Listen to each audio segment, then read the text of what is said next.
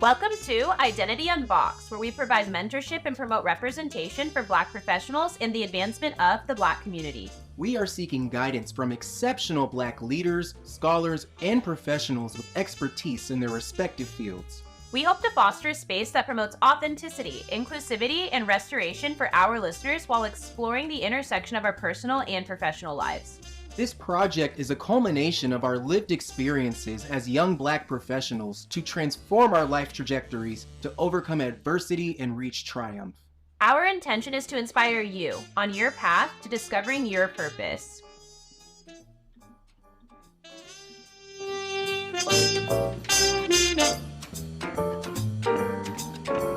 All right. Well, hello, Erika. Thank you so much for joining us on this episode of Identity Unboxed. You are the co-owner and general manager of That's Chicken and Waffles, a very, very good restaurant here in Seattle that is gaining popularity more and more as time goes on. And so we're so happy to have you on here and just to talk about your journey. Well, thanks for having me. I appreciate it. Of course. Our first question for you is, we want you to tell us a little more about your journey to ownerships of That's Chicken and Waffles, and what challenges you faced if you did, and who inspired you along the way. It's a good question because I can answer it in multiple ways. So my journey to ownership was always something from the beginning. You know, a lot of people, just to start, like we're going on year 9, right? So obviously this year it'll be 9 years of being in business, and Marcus and I have known each other for over 30 years, what a lot of people don't know. And we've done a lot of different business adventures in that time span. So having Fats or just even a restaurant was something that I've always wanted to do, right?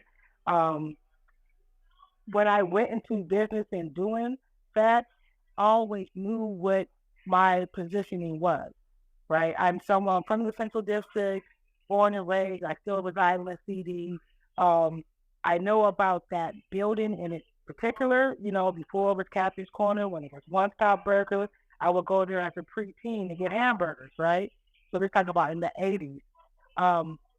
But it was just a space that once it became available and my ideas wanting to own a restaurant, and then Marcus being someone who already had started his venture with Little Woodies, and just a business person and someone, like I said, who I've done business with, it made sense for that platform to be what it is and how it is, right?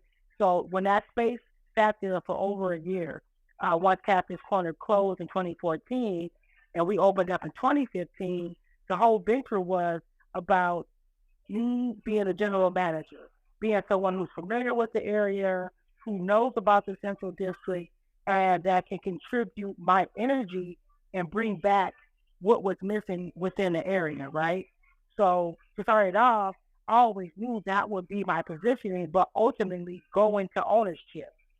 So I feel like with any business venture that you get into with anyone, you have different players, and everyone plays their different roles. So I understood my positioning, right? My position was, you have someone who's the finance, you have someone who's cooks, and you have someone who's running. You put it together, that makes a triangle, right? You have this trinity of how you make it develop. Everyone does what they do best. As a business owner and as someone who always wanted to have a restaurant, the financial backing that you need to open up a restaurant, I personally didn't have, right? So when the opportunity came, it's like, yo, you know, Catherine's Corner closed, your space is available. You know, I have this concept. I know you want to, you know, open a restaurant. Let's sit down and build on how we can put this together, how we can make this be something viable. Once we sat down and did that, it was clockwork. You know, the financial backing came from Marcus and different investors that he knew. The original chef, he's from New Orleans. I went to college in Louisiana, so this Louisiana connection was all there, so it just made sense to do, you know, cuisine from New Orleans. And just me, I mean, I'm from the CD. I'm a native. I'm I'm really like I went to Garfield, I graduated in 87. I was a point guard. So I know how to run things. I know how to manage things.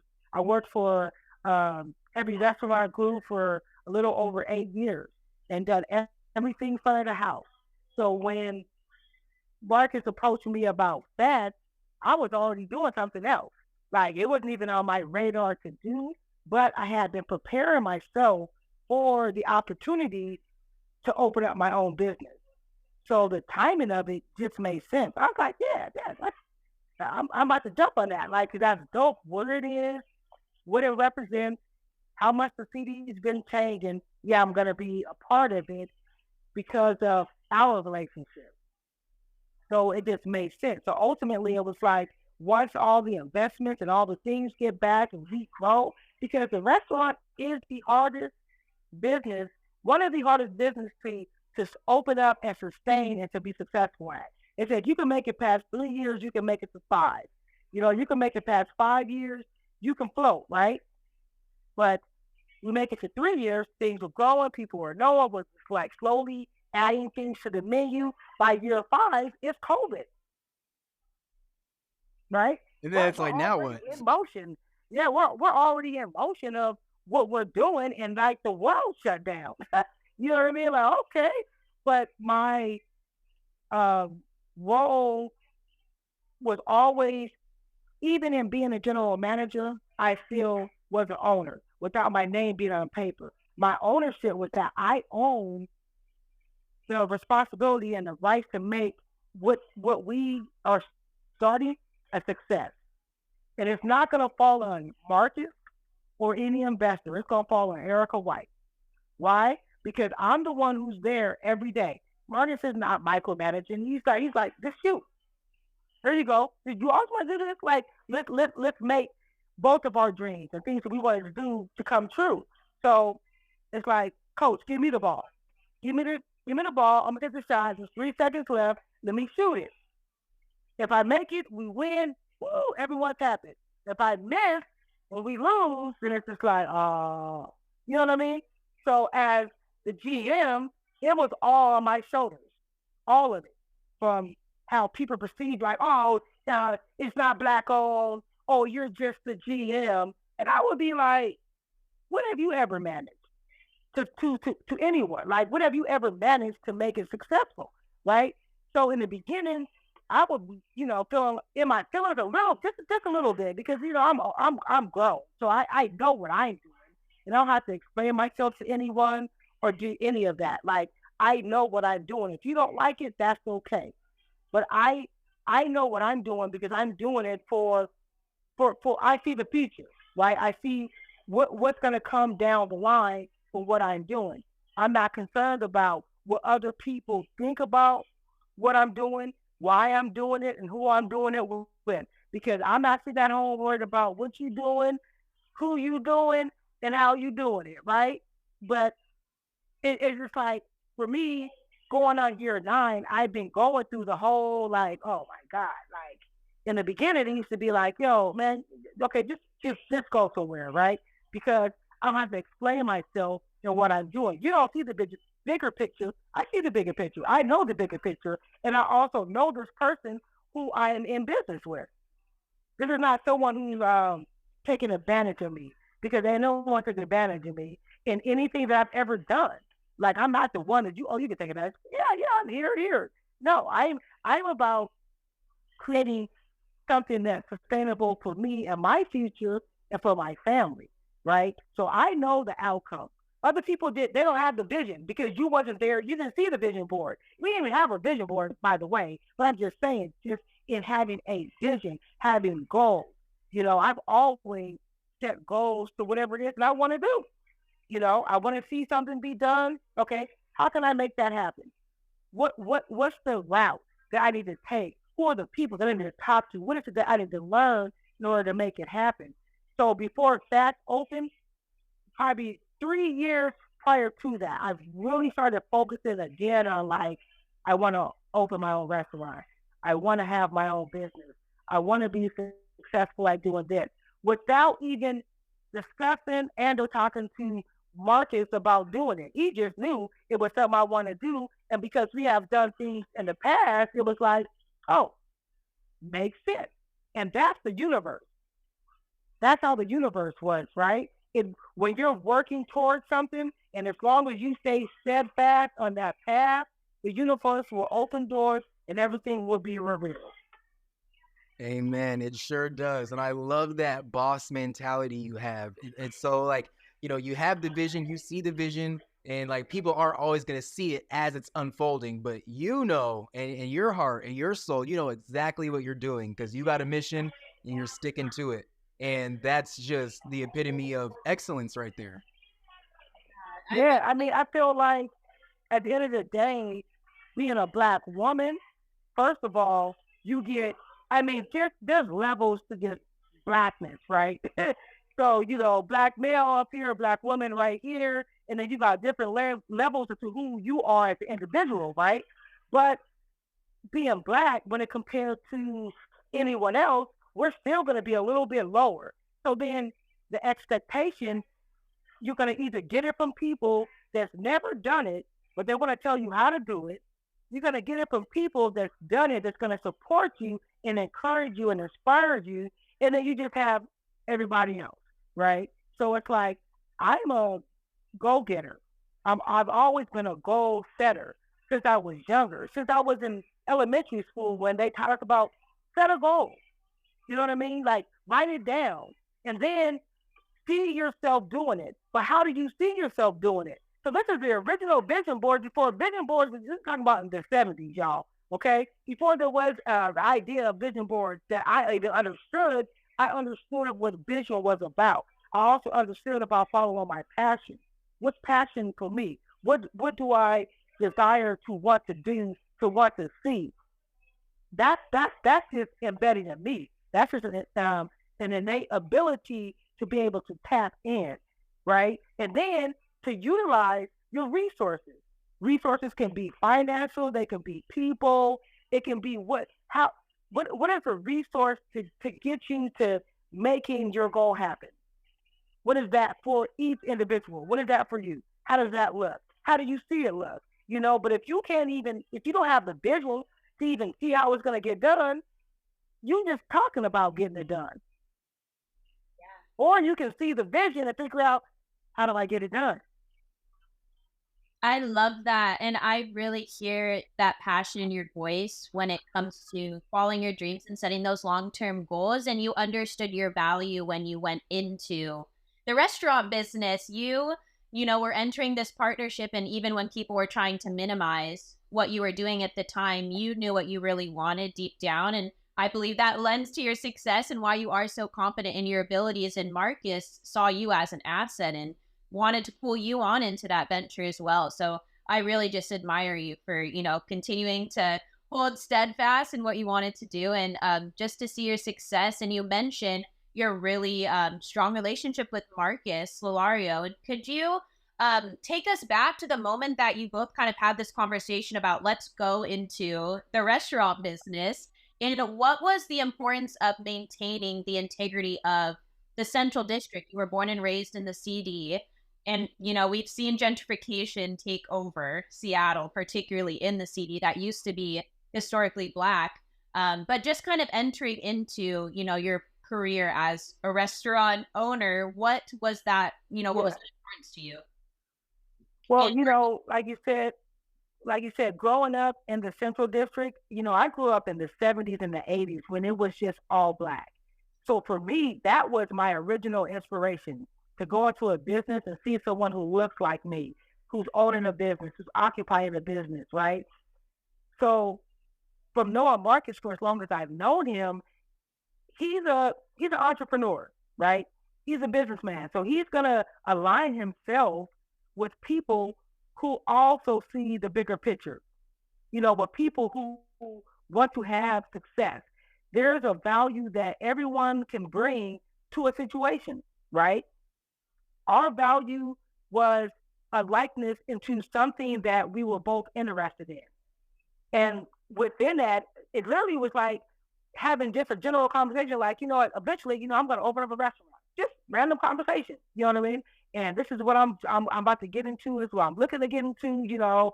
One day I went and talked to him at Little Woody's. We were just chopping it up outside, and I was like, man, this is dope, because we were doing music things together. So to see that next phase, it's like, man, this is actually accessible. This is something that's viable. This is something that I can see happening. And at that time, I'm working at a restaurant, and I'm really inspired about opening up my own restaurant because my father was a chef, and my house was the host house where all the house parties would be at. Like, mind you, in the 80s, I changed the whole definition of that house at 320 Avenue East. Boy, when I was in high school, we had the best parties. And mind you, you should not let your kids do the things that we was doing as far as like kicking it. And, we just had a great time, right? My neighbors hated me. And because it would just be so many kids. It'd be half of Garfield, white, black, everybody, right? Just kicking it. So I grew up with that mentality in a house that was featuring, that sort of experience, music and food and just a good time. So when him and I was talking, and this is years after doing music and I'm working in a restaurant, I'm like, how can I get to the goal in which I wanted to get? Ultimately, the goal wasn't fast for me. It was just the idea of owning a restaurant, owning a business. It wasn't even where it's located. But again, the universe brings everything back together. It makes you see what's going to be set for you. But it wouldn't have been in place if I wouldn't have taken those 3 years to really start focusing like, okay, I'm working for a heavy restaurant group. When I started at that restaurant, I was the only Black employee. Mind you, they did not hire me for affirmative action. I got hired because of who I am. I went to do some work in the kitchen because, I cook a little bit, you know what I mean? And I was like, oh, there's this new restaurant opening downtown, so I'm going to go in here and, interview for a kitchen position. And it was like, oh, well, you don't really have kitchen skills. So I had worked in a restaurant, but I worked at home. I know how to cook. So then I left, and I got a call back an hour later. It was like, can you come back down to interview for a food runner position? I don't know what a food runner is.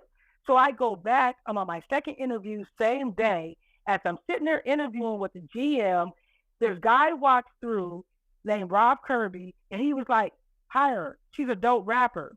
I'm like, what is that? Right? Like, I'm minding my own business. Again, when things are meant for you and how they're supposed to happen, that's how it ends up happening. So, second interview, I get hired.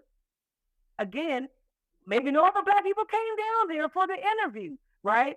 I wasn't feeling like I was a token for their position. I was hired because of who I am and what I could bring to the table. So for a few years, I stopped doing music. Oh, okay, learn this trade. And then I got to the point where I was like, I need to understand how to run and manage a business so that whenever the opportunity comes for me, I'm going to be ready. You know that saying, when you stay ready, you ain't got to get ready. See, I always stay ready. I was ready.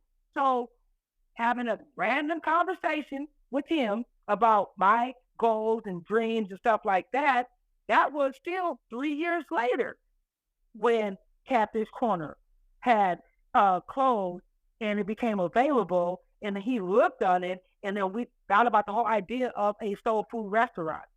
Boom. It wasn't even no big sit-down thing. Like, literally, it's funny as shit. I ran into him. I was managing that barrio. I went by the 7-Eleven to grab some water or something. I see him, and he's just like, lit, right? He's like, oh, hey, I was about to call you tomorrow. Oh, my God, you see you. I got something for you. I'm gonna call you. I'm gonna call you tomorrow. And I'm just like, this is he's on the billboard, right? And then the next day we talked, sat down, he told me what was happening, the space and stuff, the idea, what he wanted me to bring to the table, what ultimately the goal would be by making it successful. That's it. It wasn't no big, hidden, dark room. It was just straight up because of a mutual respect that you have for the person that you talk to about the things that you deal about. Just a conversation, and the opportunity presented itself. Yeah, I'm going to jump on that because I see the future. I'm already prepared. I left from working at Purple Cafe, downtown Seattle. That was the job that I started. Worked there for 7 years. Then I managed the sister restaurant, Barrio on Capitol Hill. I worked there for a year, managing, because I felt like that was the last thing I needed to understand. I was a food runner. I bust tables. I expoed. I know how to hold. I know how to run this whole front. I didn't understand the managing part. I managed for a year. That's why I managed to market. Getting off work at Barrio. Boom. Refuge here. 9 years, going on 9 years later. 9 years going strong. Because here's the thing. What's meant for you is meant for you. Yes. So as long as you're doing what you're supposed to be doing and you see yourself moving in a direction, trust me, the doors are going to open up because that's how the universe works. Yes. I'm not in control of the universe, but I'm in control of my destiny based on what it is I believe in. I'm going to set some goals. I'm going to make it happen. I wouldn't have set this whole like, oh, let me come talk to Marcus. Hey, Mark, it wasn't none of that. It was just like, I'm doing me. And I'm cool. I'm cool at where I'm at. But when it came, it was like, are you ready? I'm like, oh, I'm ready. I'm ready. So now we're going to start brand new. Never been done before. Like you say, in the middle of the gentrification, but gentrification started in Seattle in the Central District in the 90s, in 93, the whole weed and seed program. Okay, I was there. I was in my 20s. I watched it all go down. I watched the people leave. I also watched the drugs come into the community and also seen how there was no community leadership, how we weren't protecting our own. I'm not blaming us. I'm just knowing I was there, so I saw the situation. I saw what was happening. I saw the shootings and killings and all the things that was going on, how we weren't protecting each other. Also saw our elders who I watched when I was in the 70s getting older, who wanted to move out. You know, they're offering, hey, move the kid. You know, you got everything you need out here. So it's going to be a little bit cheaper, you know, and then they start trickling in. But one thing I always want to say, especially about gentrification, it's like, this is America. America is gentrified. So when you forget your history, when you forget that we were slaves, when you forget about your ancestors and all of that, when you forget all of those things and you only focus because you're focusing on what's currently affecting you, but not knowing the history of why we all where we're at, why we as a community don't grow and build together for like economic success and make sure that the next generation has what they need, if it's a fun to go to college or whatever it is, it's like it's broken down all the way through slavery. So when we talk about gentrification, we gotta talk about America. And you start talking to these natives, they'll tell you about it. They'll break it all the way down for you about how what we had as a people and why we don't have it no more. It's bigger than just what's happened in the Central District. Like, you know, I thought that America is gentrified. It's like, you know, my thing back then when I was always saying to people was like, so, okay, it's happened, right? Either you can complain about it, you can do something about it, or you can find a way to be a part of the change. That's a personal thing. I'm not into complaining about shit, because what is that going to do? Like, really, what is it going to do? It's not going to change anything. So I said, I'm going to be a part of the things that's changing, and I'm also going to bring back something that is missing. And that's going to mean that people going to say this, they going to say that, and I don't care about what people say. People have been talking about me for a very long time. And I always feel like if you have long talking about me and thinking about me, then that makes my stock go up. I ain't thinking about you. Right on that. I'm not at home thinking about you, like, at all. For real. So, you know, it's just like a lot of people you don't understand the history to whatever it is. So the history of, you know, America, the history of your own personal relationships with your family, your friends, and all these, you don't understand those things. If you're struggling and you see someone else being successful in something that you want to do, or because you're not necessarily happy in what you're doing, you don't want them to be happy, you're going to just talk about it. Instead of being there supporting it, right? there's a difference. Like I'm a supporter. I support anyone that's about doing what it is that they believe in. You know, when I did music, you know, I had to believe in me first, right? I understood my talent, but then there was other people that would see what I was writing, what I was doing, and they believed in me. It's like, man, just do it. The first time I ever freestyled on a microphone, you know, I was so nervous. I could freestyle at home around a couple of people, you know, do some stuff. But now we had a show. You know, there's people. And at the end of all hip hop shows back in the day, there was always a freestyle session. So it's open mic. Grab the mic. It's always all guys. Wasn't no girls up on the microphone grabbing the microphone. And then my guy Blonde, he was like, just do it. So I got up there, grabbed the microphone, and I literally felt like I closed my eyes and just started flowing. I opened my eyes, all I could see was just people like, yo, in that moment. That's all it took. Just like, okay.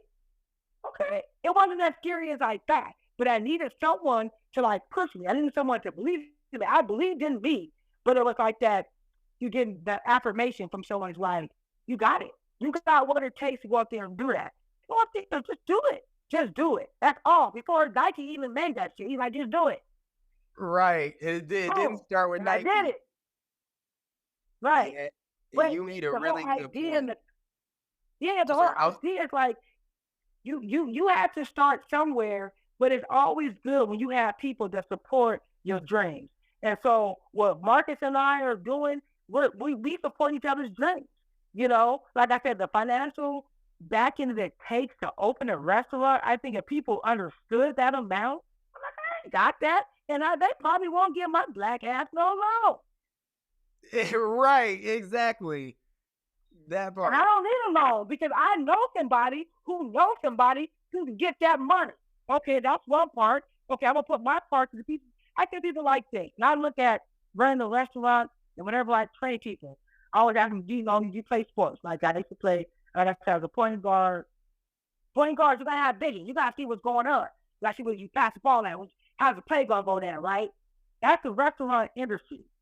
You know what I'm saying? So I'm like, there's the owners, there's the coach, and there's the players. Now within the players, you got your stars. And you got Jordan. Everybody knows Jordan. But Jordan wasn't winning no championships without Scottie Pippen.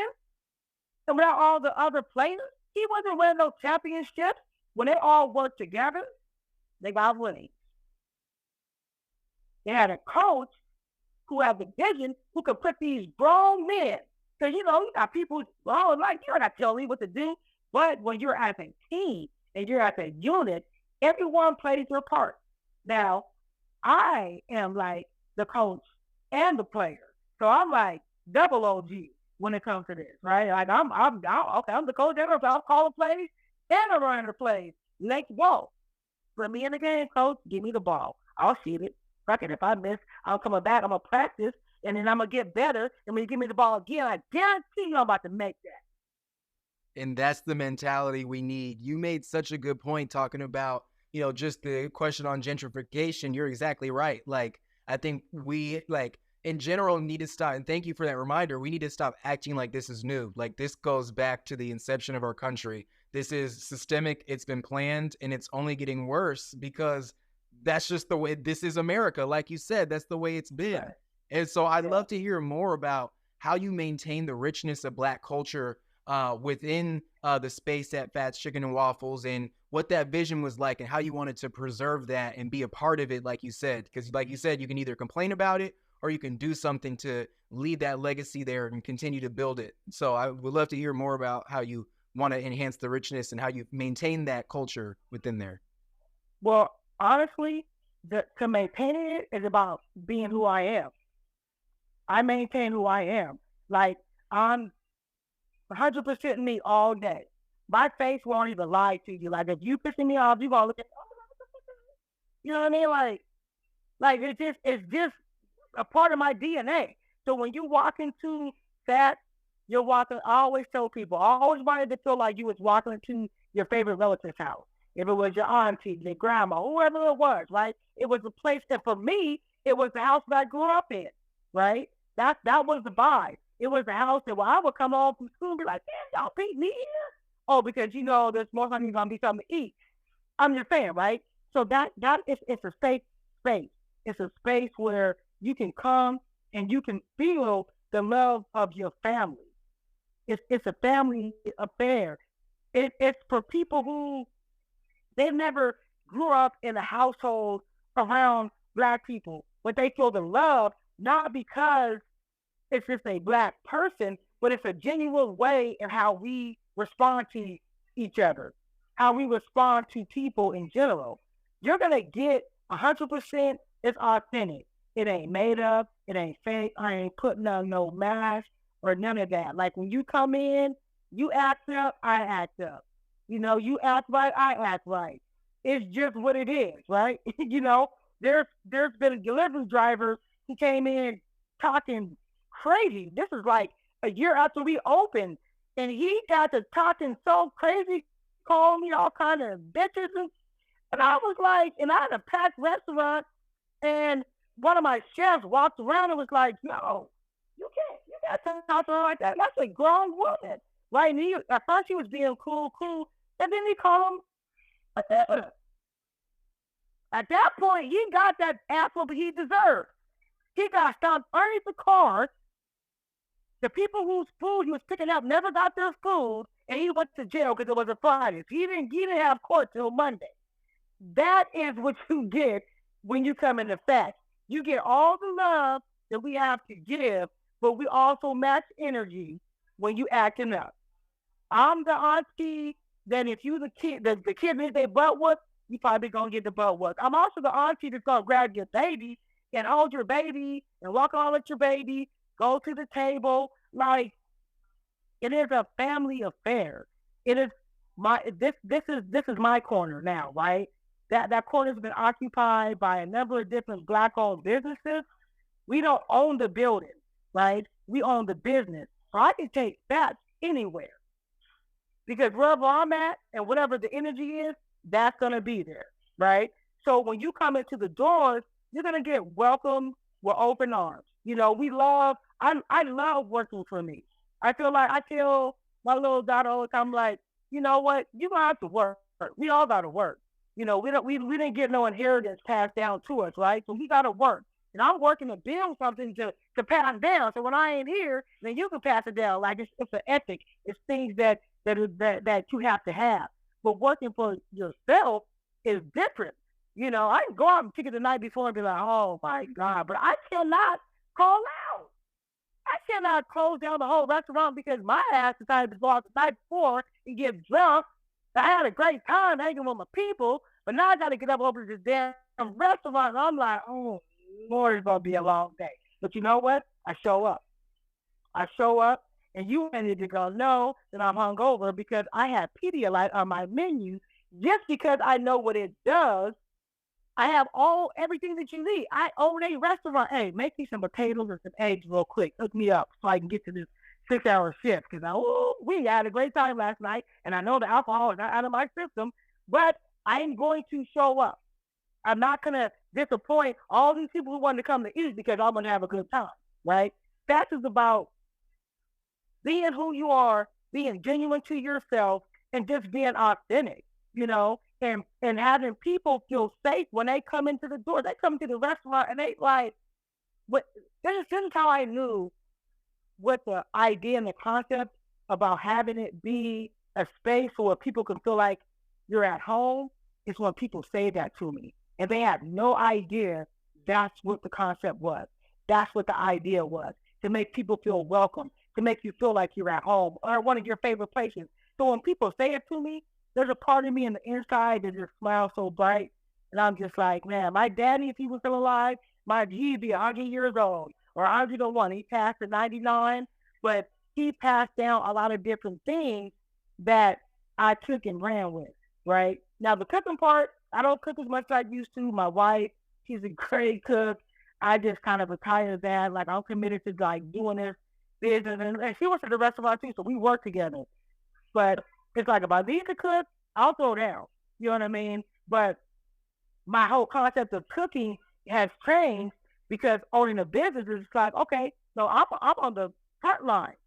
And I tell my cooks, I'd be like, yo, if I come back and ask you to redo this or make this or put this on, make it happen. because it's the people out there that are about to eat this food and receive this food. I don't want to sit off the food if the honey butter ain't got enough glycerin on it. Put that butter on. It's supposed to be shining when they get it. They be like, oh, what is that? And when they eat it, like, oh Lord, that's what I want people to feel when they come into the restaurant. So when they leave and they tell their friends, oh, you got to go over there and get this honey butter, this chicken cake thing they got over there is crazy. That's what people leave with. So it's like, I want to give the experience I want when I go out to eat. I don't care where it is. I don't care if it's fine dining or the burger joint. Give me what I need when I come for. If you don't got something on the menu, tell me. You know what I mean? Before I get to looking at your menu, what we do, we run out of stuff because it happens. We get busy, like, just so you know, ran out of cornbread. Oh Lord, you don't got no cornbread. We ain't got no damn cornbread. We got a lot of stuff on the menu, right? Oh, it just is what it is. So I give what I want to receive. And if we mess up, and what has happened over these 8.5 years, oh my bad, I forgot to put your order in. But I'm about to push it back, and you know what? The food is on me. Let me get you something else to drink while you have to wait. That's about being accommodating, because if I go somewhere and I've been sitting and you forgot to put my order in, come over here and take care of me. It don't cost nothing to make someone feel like you appreciate them coming, because if they went to work, they earned this money, and now they have to spend their money, and they try to spend their money with you. So take care of the people that come into the door, because they don't have to come in there. Without the people, I got no restaurant. You know what I'm saying? Like, it ain't gonna go without the people coming in to receive what you have to give. So and anyone that's worked there and have worked there since we've been open, they understand that. The kitchen crew, they understand that. When them tips come in, a lot of restaurants don't really tip. And now they do a little bit more since COVID, because it's hard to find good people. And mind you, God is good, because I got great staff that's been there. Most of them have been there since day one, right?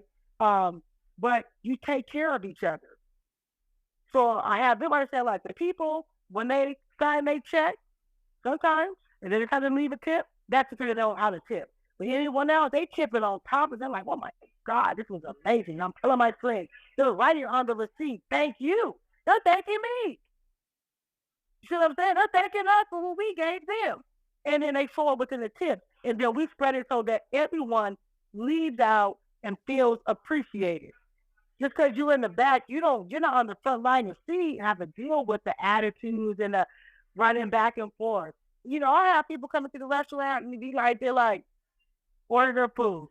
Okay, got everything? Yeah.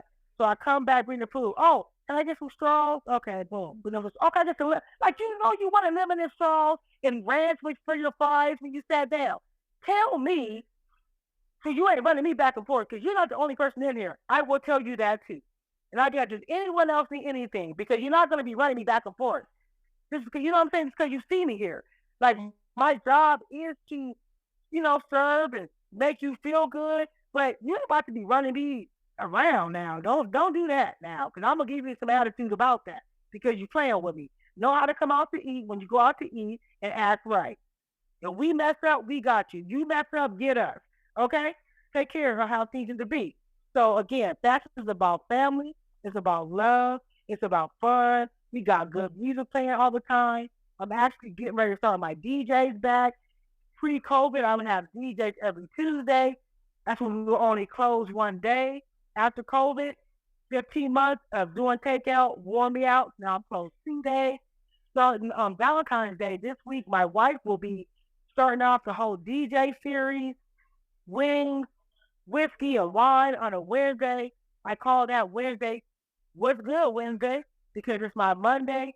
You know what I mean? We're about to get it going back up again and having people come in to experience. Like, now you got a live DJ over there playing the music while you sitting down eating.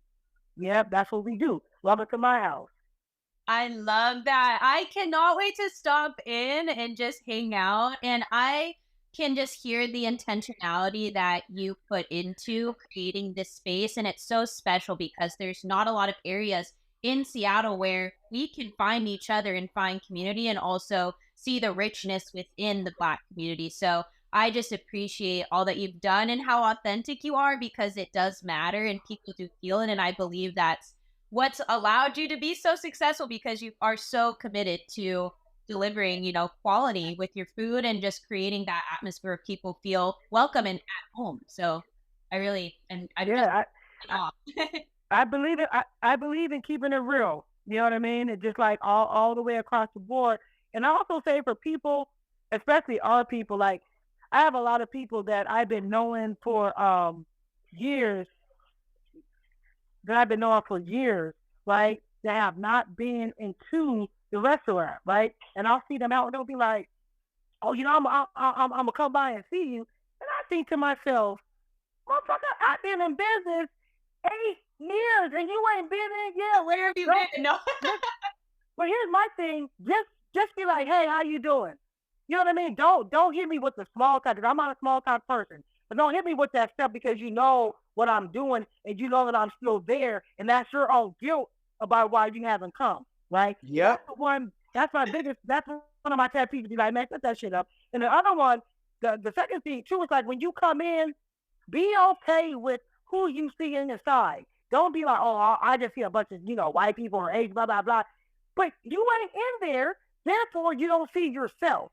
So if you don't come and if you're judging, that's what you're doing based on who you see inside and not seeing that, oh man, I see this. But they also say, oh man, I see that line, so I see you getting them. I'm like, man, because I'm serving up something good that the people want. I understand the market. I understand people love the brunch in Seattle. That's why our brunch service is so successful. We have a great brunch under $20. Get you fat and full. Come on, man. And it's good. I'm coming there. There's times when I'd be in the restaurant and I'll stop and I'll look around at everything that's going on and I'd be like, man, if I didn't own this business, I would come here. I would come here because I'm like, this is like a whole ass vibe, right? And that's how you know it's something to be proud of. Right. So when you come in, embrace everyone that you see in there because they're coming for the same experience. Like I was saying when I was in high school and I would have these parties. So I grew up down in Madison Valley and I've always had black friends, white friends, there's all kind of friends. So when I would throw these house parties, everyone was invited. And back in high school, I had to like, why are they here? And I'm like, because they're my friends and I invited them. And if you have a problem with anyone being in my house, you can leave. And they would stay because they got it. Like, it's always these people going to be here. It's the people that I know, people that support me, and the people that want to show up. Come on. I want you to come. That's why I want to experience whatever it is that I'm putting on. I don't care what color you are. It's not about the color of your skin. The color of my skin is just who I am. And as a black woman, I'm a business owner. I'm a boss. I make shit happen. And I don't like to be hanging on people who don't. I'm like, oh, no. I'm not going to that. No, don't invite me over there because you know me. I can't hold my tongue when it comes to certain things. Or they over there talking stuff that ain't about growth and development. Don't get me wrong. Not that I don't like to have a good time. But I'm talking about when it's about building and growing. I'm not into like bashing anyone else. I always tell people my biggest competition is me, not another business. There's enough room for everyone to do whatever it is you want to do.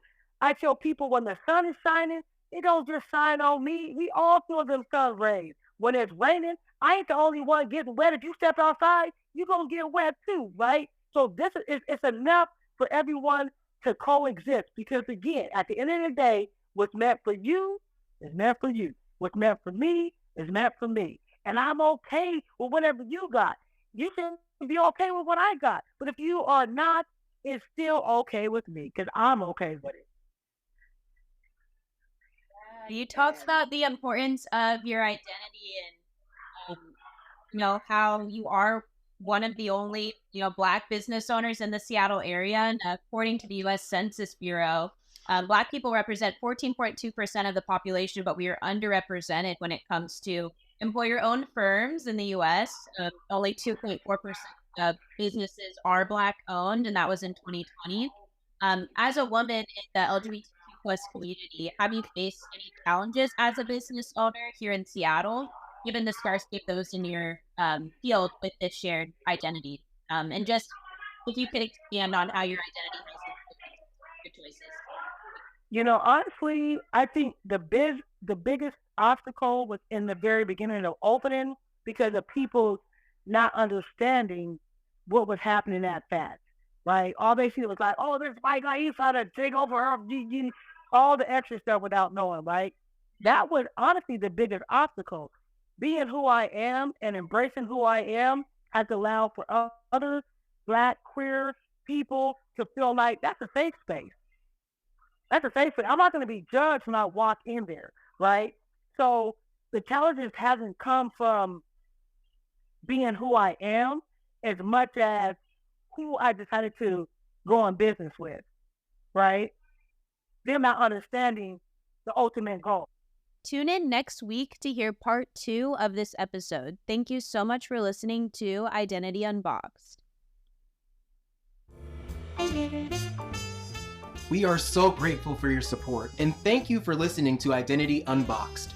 Authenticity is your guide to cast an impact on the world that you will be proud of. Signing off with pride, Tiana and Brad. Thank you so much.